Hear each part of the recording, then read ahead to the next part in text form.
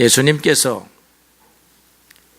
산상보훈에서 수훈에서 우리에게 교훈하실 때에 소금이 그 맛을 잃으면 무엇에 쓸모가 있겠느냐 그렇게 말씀하셨습니다. 소금은 짠맛을 가져야 되는 것이죠. 사람에게는 무엇이 있어야, 사람이니까 맛이라고 표현하지 않고 멋이라 이렇게 표현할 수 있어요. 사람에게는 소금에는 맛이 나야 맛이 있고, 사람에게는 무엇이 있어야 멋이 있을까? 막 결혼한 선남 선녀들은 매력 때문에 결혼을 했는데 무슨 매력을 보고 결혼을 했는지 한번 물어보고 싶어요. 그런데 사람에게 지속적으로 끝까지 매력, 멋을 주는 것은 신앙입니다. 신앙적 삶이다 이 말이죠. 저처럼 이렇게 잘생긴 얼굴도 시간이 지나니까 이제 제 얼굴 가지고 우리 와이프를 만족시킬 수가 없습니다. 무엇을 가지고 사람들을 평안케 하고 만족시킬 수 있느냐? 신앙의 모범입니다. 사실 오늘 저는 한 가지 걱정을 한 게 있었어요. 우리 권영국 장로님이 아들 며느님이 멀리 미국에 가서 있기 때문에 홀로 생활을 하시는데, 특별히 주일날 교회 오는 거 무더위에 어렵잖아요. 그래서 제가 어제 우리 사모랑 생각하기를 아침에 좀 모시러 가야 되겠다. 보통 9시 반쯤 오시는데 9시 반이면 벌써 그냥 해가 뜨겁게 내리쬐니까 차로 가서 모시고 와야 되겠다. 그렇게 생각을 하고 일부 예배를 제가 이제 왔어요. 왔는데 제가 7시 반쯤에 교회 문을 딱 들어왔는데 벌써 와 계시더라고요. 얼마나 지혜로우신 분인지 몰라요. 아니 어떻게 오셨어요? 그랬더니 일단 낮에는 뜨거우니까 뜨거움을 피해서 일찍 왔다는 거죠. 우리 권영국 장로님 보면 뭐가 멋있습니까? 옛날에는 멋있었는지는 몰라도 지금 보니까 신앙의 멋은 아직도 남아 계신 거야. 들리세요? 신앙의 멋이 남아 있으니까 90이 돼도 존경을 받을 수 있는 거예요. 여러분 80, 90이 돼가지고 존경받는 법 없어요. 자녀들도 존경 안 해줍니다. 그런데 신앙이 있으면 이웃들에게도 존경을 받는 줄로 그렇게 믿어요. 오늘 여러분들이 그래서 멋있다 하는 생각이 듭니다. 이렇게 칭찬이 장황해서 죄송합니다. 여러분들은 오늘 주님 앞에 나와왔으니 못생긴 얼굴에도 불구하고 멋있습니다. 네? 여러분들 마음속에 조금씩 비뚤어진 거 있음에도 불구하고 멋있어요. 네. 왜 멋있느냐? 주님을 찾아왔기 때문에 멋있다 이 말이죠. 지금 이 시간 안절부절하는 사람들 많을 거예요. 이 더위를 어디에 가서 피할 것인가 하고요. 집에서 지금 온몸을 벗고 목욕탕 속에 들어갔다 나왔다, 시원한 것을 냉장고에서 먹었다 이렇게 하는 사람들 많을 거예요. 근데 오늘 우리가 어떻습니까? 평안하잖아요. 이렇게 출렁거리는 우리의 마음이 잘 안정된 것은 우리가 하나님 안에서 누리는 복이라 그렇게 믿습니다. 오늘 우리가 여호수아서를 읽었는데요. 오늘의 주인공은 라합이라고 하는 여인입니다. 근데 라합의 직업이 나와 있어요. 좀 이런 거 안 적어 놓으면 좋을 텐데 우리에게 귀감이 되라고.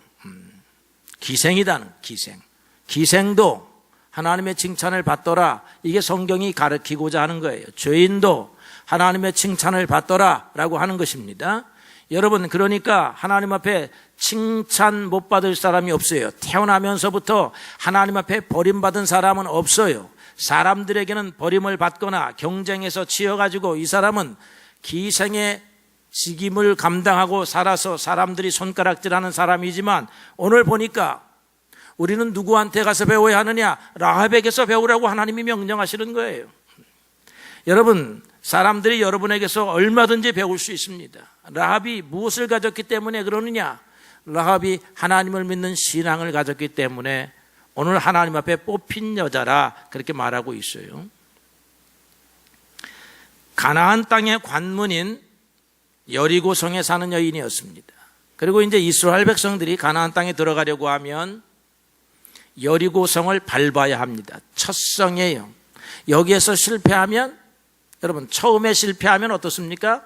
그 다음도 다 어려운 거예요. 처음에 성공해야 합니다. 처음에 가나안 땅에 들어가는 첫 관문 여리고성에서 성공하려고 하는데, 하나님이 누구를 준비해 두셨는가 하면 라합이라고 하는 여인을 준비해 두셨습니다.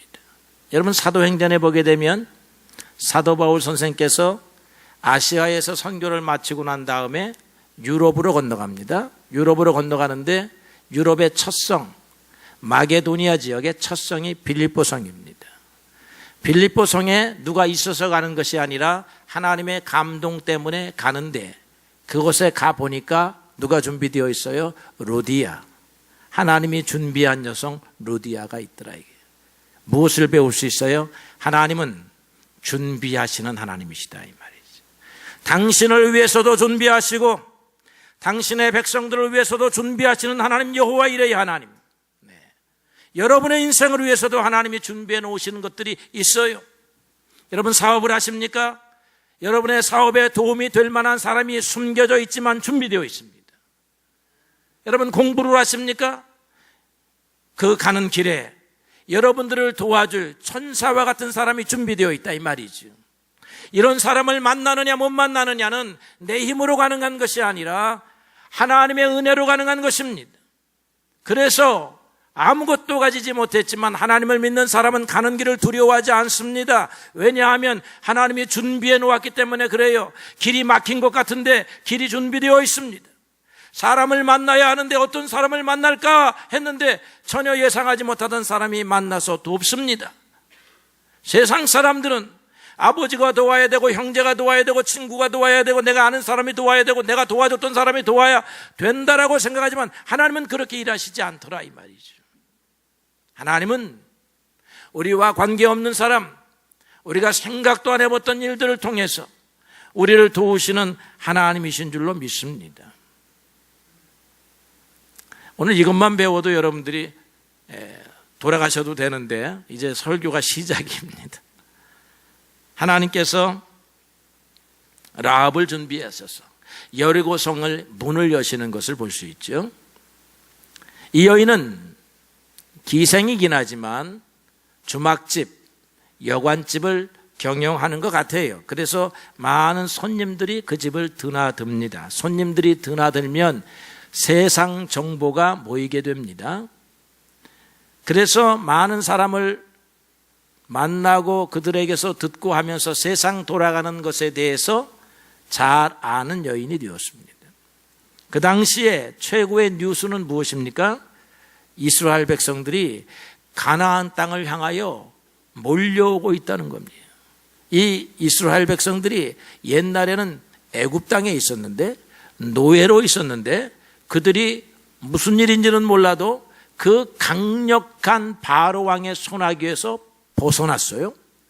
어떻게 벗어났을까?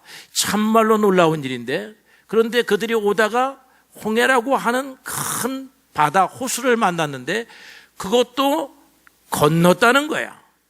어떻게 건넜을까 생각해도 답이 안 나오는데 건넜어요. 그리고 그들이 광야의 땅을 통과해서 오는데, 야, 그들이 얼마나 많은 식량과 물과 고기를 가지고 왔길래 40년이 지나도록 광야의 땅에서 먹을 수가 있을까? 이게 다 신비스러운 얘기예요. 예수 믿는 사람의 삶은 신비스러운 얘기를 갖고 삽니다. 그랬는데 이들이 이제 모압 땅을 거쳐서 암몬 지역을 거쳐서 돌아오는데 또 거기에 시온이라고 하는 아말렉, 아모리 족속의 왕들이 있어. 옥과 시온, 이 두 나라도 만만치 않은 나라예요. 여리고 왕이 볼 때는 만만치 않은 나라야. 정복할 수가 없어. 그들이 또 공격해 들어오면 굉장히 어려워. 그런데 이 족속들이 그냥 그들이 지나가니까 초토화되어 버렸다는 거예요. 그리고는 요단강 저편에 딱 서 있다는 거지. 이야, 저들이 결국 최종적인 목적지가 가나안 땅인데, 가나안 땅에 우리는 첫 성 여리고성인데, 야, 여리고성은 지금까지 어느 누구의 침략도 받아보지 않았고 침략자가 왔다 할지라도 다 어떻게 해요? 방어해낸 성이에요. 여리고성은 천혜의 요새라 이 말이죠. 그런데 두려운 거야. 한 번도 져본 적이 없는데도 두려운 거예요. 세상 이야기를 들어보니까. 여러분, 이런 두려움, 이런 승리, 이런 하나님의 동행을 누가 가졌느냐면 별 볼 일 없는 이스라엘 백성들이 가진 거예요. 하나님을 택하였더니 하나님의 능력이 그들과 함께 함으로 온 세상 사람들이 두려워하는 백성이 되었다라고 하는 거죠. 우리는 부자 아버지 안 가진 것을 감사하십시다. 부자 아버지 가지고 있으면 하나님 못 만나요. 권력자 아버지 가지고 있으면 하나님 못 만나요. 왜냐하면 그 아버지가 최고인 줄 알기 때문에 하나님이 최고인 것을 모릅니다. 그런데 우리 아버지가 신통치 않다 보니까 어디 좀 센 사람 의지할 데 없을까 하고 다른 사람 찾아가 봤는데 다른 사람이 나를 알아주질 않는 거야. 그러다가 찾고 찾다 하나님의 은혜로 하나님을 만났는데, 이야, 하나님은 사람과는 비교할 수 없는 그런 능력인 하나님이시지. 우리의 전능자라고 이렇게 부른다 이 말이죠. 그런 하나님이 나의 힘이 되신 여호와라 이 말이에요. 그걸 알았으니 얼마나 감사합니까? 오늘 여러분들도 하나님으로 여러분의 힘을 삼는 사람들이 되시기를 주님의 이름으로 축복합니다. 라합은요, 저 멀리 수백 킬로 밖에서 일어난 사건들을 다 듣고 있습니다. 이러한 소식들은 여리고 백성들에게 큰 두려움이었습니다. 그래서 라합이 이스라엘의 정탐꾼 두 사람을 만났을 때에 우리들이 너희를 두려워하노라. 두려워하고 있다. 그러니까 요즘 유식한 말로 심리적 공황 상태에 빠졌다. 적군은 쳐들어오는데 방어할 방법이 없어요. 시간이 지나면 꼼짝없이 당해야 되는 거예요. 이리 갈 수도 없고 저리 갈 수도 없고. 여러분들도 살면서 그런 상태를 만날 수 있을 것 같아요. 그래서 심리적으로 완전히 정신을 잃어버리는 상태예요. 공황 상태에 왔습니다. 이것을 라합이 그들에게 알려주면서 11절에 고백하기를 하나님, 너희가 믿는 여호와시는 하늘에서도 하나님이시요 땅에서도 하나님이시라 이렇게 고백합니다.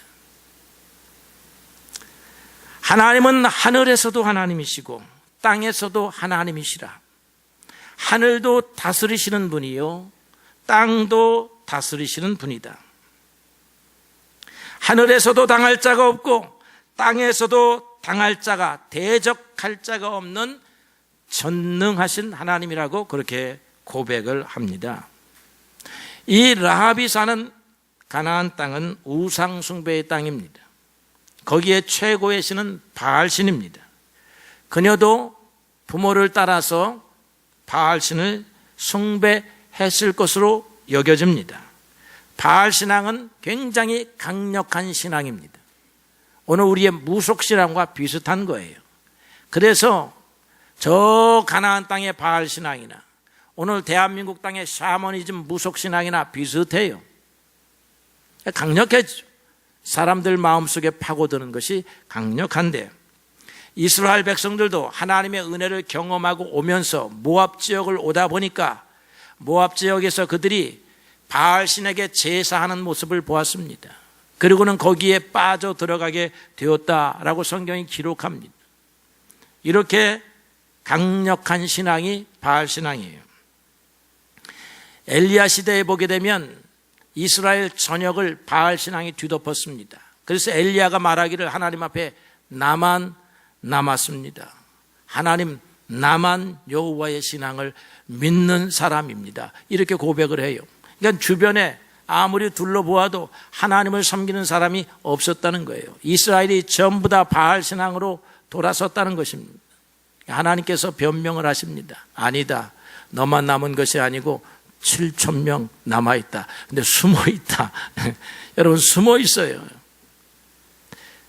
오늘날 우리가 기독교 신앙이 쇠퇴해 갑니다. 여러분, 기독교 신앙이 쇠퇴해 가는 것을 안타깝게 생각하는 거 좋은 신앙 아니에요. 그거보다 더 중요한 게 있어요. 왜 기독교 신앙이 쇠퇴합니까? 내가 하나님 앞에서 바른 신앙 갖기 못하기 때문에 그래요. 내 신앙이 약한 것은 생각하지 않고 다른 사람 신앙이 온전하지 못한 거 생각해요. 여러분, 나라도 문제가 아니에요. 저쪽 교회도 문제가 아닙니다. 내가 문제입니다. 내가 지금 바알 신앙에 둘러싸여져 있습니다. 이 바알 신앙에 둘러싸여져 있는데 오늘에는 신종 바알 신앙들이 많죠. 우리를 재물의 세계로 끌고 가고 권력자의 세계로 끌고 가고 세상의 자랑, 세상의 쾌락으로 끌고 가는 그런 수많은 요인들이 얼마나 많습니까? 옛날 신들은 신의 모양을 갖추고 왔지만 오늘날들은 신의 본래적 속성답게 보이지 않는 모습으로 우리들을 하나님의 신앙에서 떠나가게 하는 수많은 요인들이 우리를 꽉 둘러진치고 있습니다. 이 라합도 바알이 최고라고 하는 그런 신앙인이었다가 하나님이 최고의 신이다 이거예요. 왜 그런가 잠깐 살펴보면 그렇습니다. 바알 신은요, 그들에게 무엇을 약속하냐면 다산을 약속합니다. 옛날 고대 세계에는 지금도 그렇습니다만은 살아가면서 세 가지가 중요했어요. 한 가지는 땅입니다. 땅이 중요해. 땅에다 곡식을 심으면, 과일을 심으면, 묘목을 심으면 어떻게 돼야 돼요? 다산의 축복, 결실이 많이 나야 돼요. 벼를 심으면 그냥 한 정보에서 쌀 한 가마 얻는다면 이 신에게 기도해가지고 2가마를 얻어야 되는 거예요. 추수 때에 창고가 막 미어 들어가야 되는 겁니다. 그 다음에 짐승이에요. 짐승. 양떼, 소떼, 염소떼 키우잖아요. 그러면 어떻게 됩니까? 다산의 축복을 받아야 돼요. 양이 한번 낳으면 10마리씩 막 낳아줘야 되는 거야. 낳다가 암양이 죽으면 안 돼. 야, 이 집은 낳다가 암양이 죽고 낳은 것도 비리비리한데, 야, 저 집은 그냥 10마리씩 낳는데 조금 있다 보니까 같이 시작을 했는데 2마리 갖고 시작했는데 이 집은 100마리가 되는 양떼가 있어요. 그게 사람의 욕구다 이 말이에요. 그 다음에 또 하나가 있어요. 자식입니다. 오늘날에는 자식 많은 게 축복이 아니라고 생각하는데 옛날에는 자식 많은 게 축복이야. 결혼하면 낳아야 돼. 쌍둥이를 낳고 새쌍둥이를 낳고 막 낳아야 되는 거야. 그 옛날 얘기예요. 옛날 얘기. 오늘날로 비교는 좀 여러분들이 알아서 비교를 하시고, 옛날에는 결혼했다 그러면 자식이 많아야 되고, 양 한 마리 어디서 빌려와서 시작했다 그러면 양이 막 그냥 새끼를 낳아야 되고, 과일나무 하나 와서 심었다라고 하면 1년 되고 3년 되면 포도를 열고 과수를 열고 막 해야 되는 것입니다. 바알 신앙이 그걸 약속했어요. 그래서 바알 신앙은 다산의 신입니다. 다산. 그리고 한편으로는 기후의 신이야. 왜냐하면 때에 맞는 비가 와야 일이 일어난다 이 말이죠. 농업의 신, 기후의 신, 다산의 신입니다. 그런데 하나님은 이 모든 신이야. 이 모든 것을 포함하시는 신이에요. 바알은 인간의 한 부분의 문제를 해결해 준다라고 약속했다라고 하면 하나님은 인간의 모든 것을 해결하시는 약속을 하시는 전능하신 신이다 이 말이에요. 오늘 이스라엘 백성들에게는 하나님이 어떻게 나타나 있느냐 하면 전쟁의 신입니다. 전쟁의 신. 애굽의 압제에서 건져내시는 신이에요. 자기들의 길을 가로막는 모든 이민족들을 싸워서 이길 수 있게 하시는 그런 신입니다. 여러분, 여호와 하나님을 믿어야 여러분들이 모든 전쟁에서 이길 수 있어요. 가난도 하나의 전쟁입니다. 질병도 하나의 전쟁이에요. 귀신의 세력과의 싸움도 전쟁입니다. 하나님은 전쟁의 신이에요. 우리를 이기게 하시는 하나님이시다 이 말이에요. 어떠한 전쟁에서도 결코 지지 않게 하시는 그분이 하나님이시다는 것이죠. 그러니까 이스라엘 백성들은 이런 하나님을 섬기게 되었고, 라합은 이런 하나님을 바라보게 되었다 이 말이죠. 바알을 신을 믿었더니 잘 사는 것 같고 다산의 축복을 받은 것 같은데 이웃 나라가 침략해 오는데 막아낼 힘이 없는 거예요. 바알의 신을 가지고는. 그런데 이스라엘은 여호와의 신의 이름으로 밀려 들어오는데 그들을 막아 세울 대적자들이 없다는 것이지요. 우리 여리고 성도 이 이스라엘에게 무너질 것이고 바알 신을 믿고 기도해도 무너질 것이라고 생각을 했다 이 말이에요. 그래서 우리의 신앙의 제일 중요한 것, 하나님을 이길 세력은 하늘에서도 없고 땅에서도 없고 지하에서도 없고, 하나님을 믿는 사람은, 하나님을 믿는 사람을 이길 세력은 어느 곳에도 없다는 사실입니다. 이스라엘 백성들은요, 하나님의 존재를 의심하지 않습니다. 하나님이 계시느냐 안 계시느냐 의심하지 않아요. 여러분들도 이제 마찬가지죠. 하나님 계십니까 안 계십니까 하고 설문조사를 하면 계십니다 쪽으로 다 동그라미 치시겠죠. 두 번째 질문, 그 하나님이 존재할 뿐만 아니라 이 땅에 존재하는 모든 신들의 왕이신 만군의 신이요, 만주의 주요, 전능하신 신이요, 모든 신들을 무력하게 만드는 최고의 신이라고 하는 사실을 여러분들이 믿으셔야 되는 거죠. 그래야 어떻게 해요? 이쪽에 한 발 걸치고 저쪽에 한 발 걸치는 일을 안 하는 것입니다. 하나님만이 최고의 신이에요. 여러분이 섬길 수 있는 최고의 신이에요. 여러분들의 인생의 길에 싸워주시는 하나님이시다라고 하는 것입니다. 그래서 그녀는 과감하게 하나님 편에 섭니다. 라합은 자기 집에 찾아온 두 사람이 수상한 사람인 것을 알았어요. 이스라엘 사람인 것을 알았습니다. 그런데 신고하지 않습니다. 고대 사회에서도 마찬가지예요. 부족 간의 전쟁이 나기 때문에 이상한 사람이 나타나면 어떻게 해요? 신고해야 합니다. 신고의 의무가 있어요. 그런데 신고하지 않습니다. 이미 라합이 신고하지 않아도 여리고 정보 당국은 수상한 사람이 라합의 집에 들어가 묵고 있다라고 하는 사실을 파악했습니다. 알아냈어요. 크로스 체킹을 해가지고 알아냈습니다.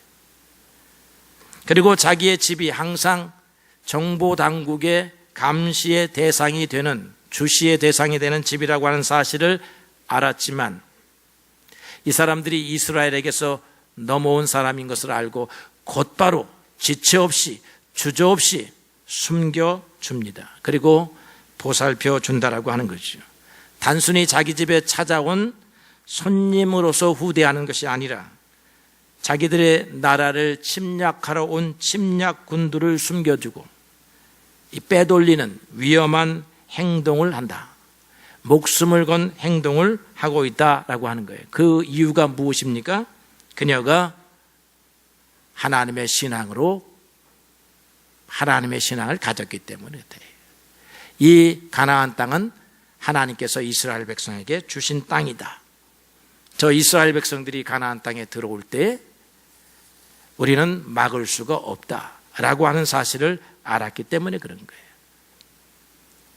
그래서 하나님의 편에 섰습니다.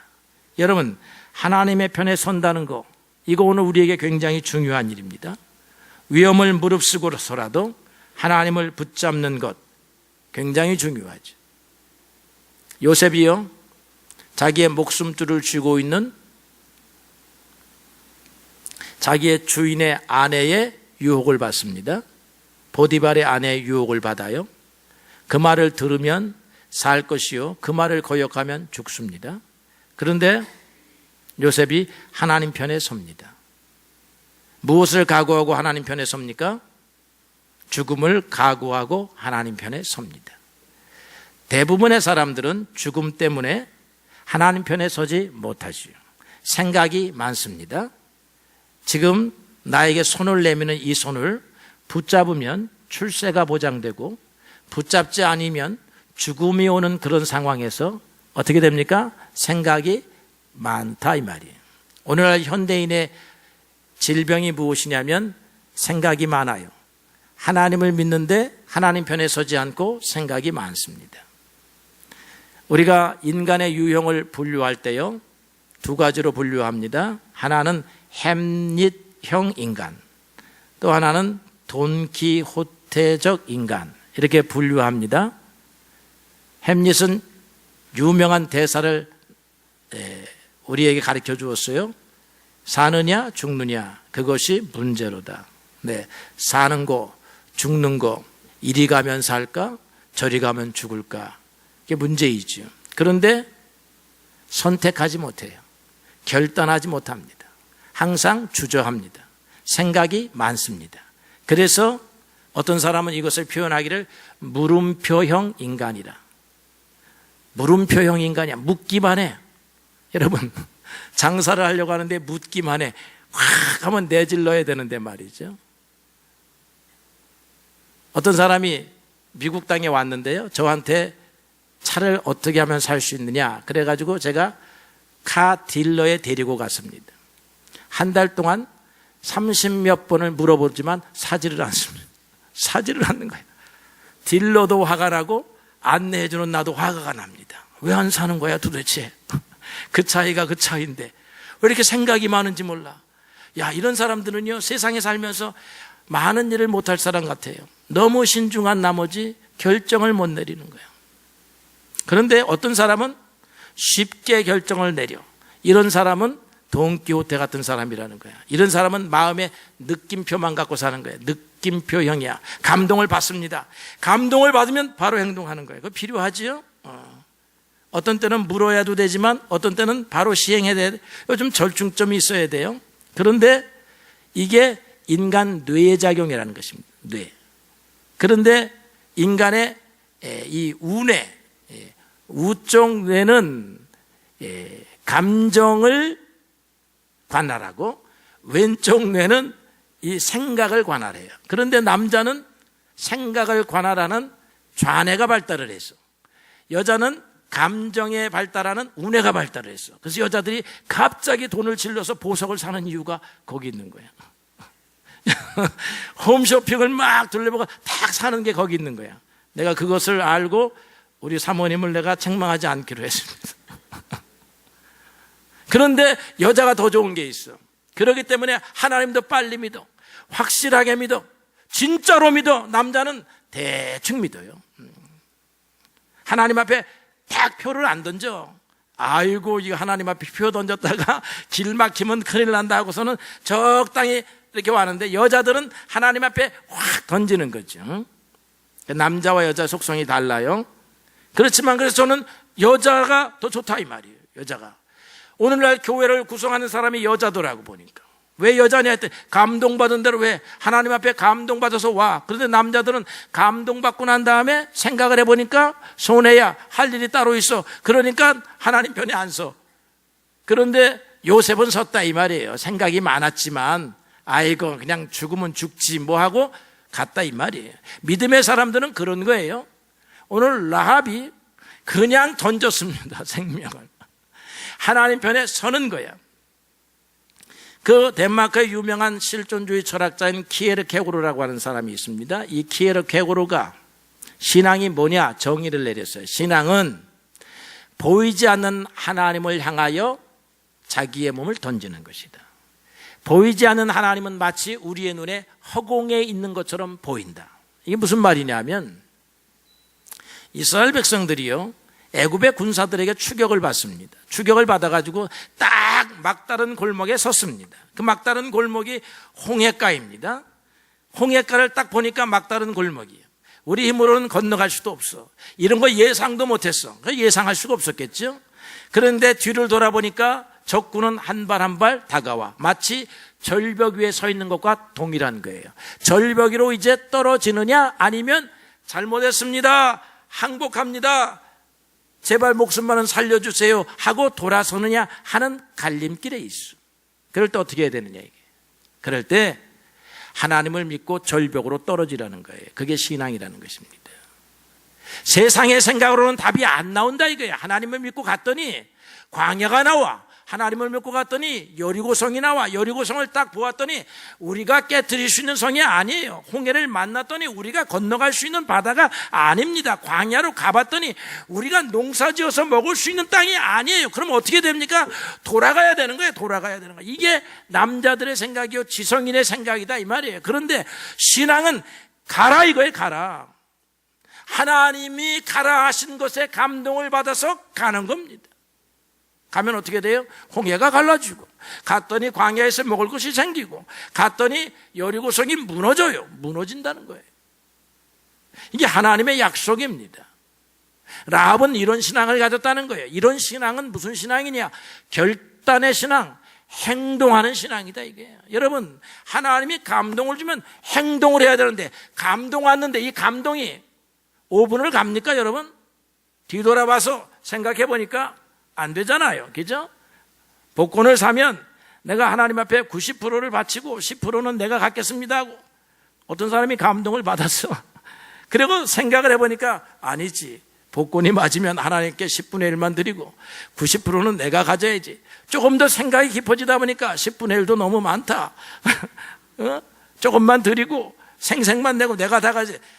여러분, 우리는 생각 속에서도 결단을 못하더라 이게요. 그러니 진짜 그런 사실이 발생을 하면 하나님 앞에 여러분들이 결단하겠느냐 이거예요.